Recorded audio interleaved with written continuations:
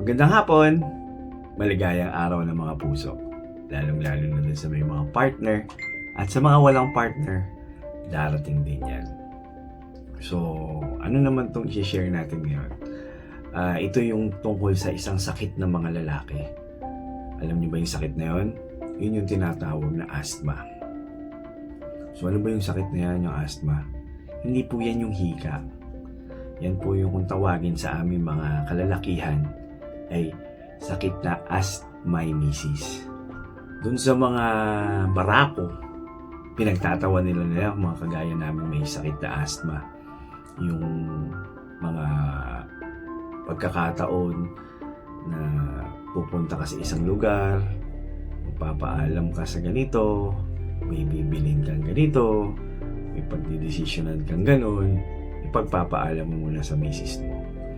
So, doon sa mga barako, oo, nakakatawa yan. Pero ako, I've been married for the past 16 years and it's been my mantra na kung meron kaming kailangan gawing desisyon, ipagpapaalam mo muna sa kanya yan. Kasi, when you were united by love, by law, and by God, ang isa sa mga sinumpaan mong tungkulin as being a husband to your wife is being as one. Pag-iisahin kayo sa ngalan ng pag-ibig, batas at utos. So kung ano man yung desisyon na gagawin mo bilang isang tatay, bilang asawa, kailangan mo munang ipagpaalam sa misis mo. So kagaya ko, since day one, may curfew ako, 2 a.m. I have to be home kahit nasaan akong parte ng Maynila or ng Cavite.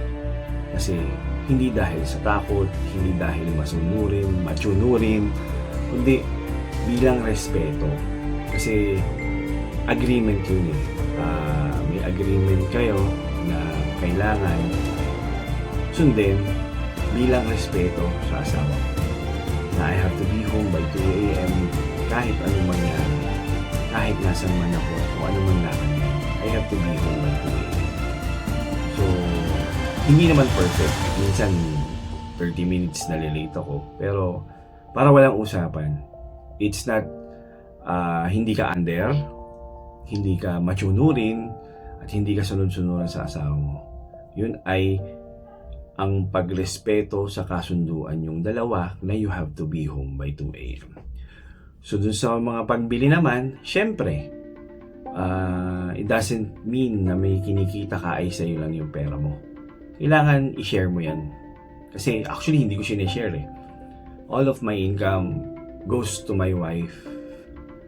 Unless yung extra income ko na I do for my side hustles, for my personal expenses. Pero kahit meron akong ganon, I have to tell her and inform her that I have to buy something. Not unless na may bibilin ako para sa kanya na surprise. So dahil hindi rin yun dahil takot ka or anything else, it's just that you have to respect each other's. Pagdating sa pamilya mo, there's no boundaries. Kailangan pag kayong dalawa ay may pinag-usapan, yun na yun. Wala nang iba.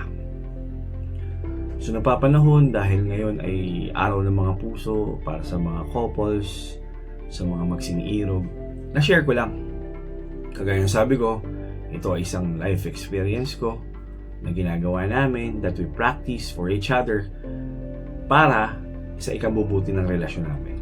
I hope you've learned something from it and I hope makatulong din sa inyo.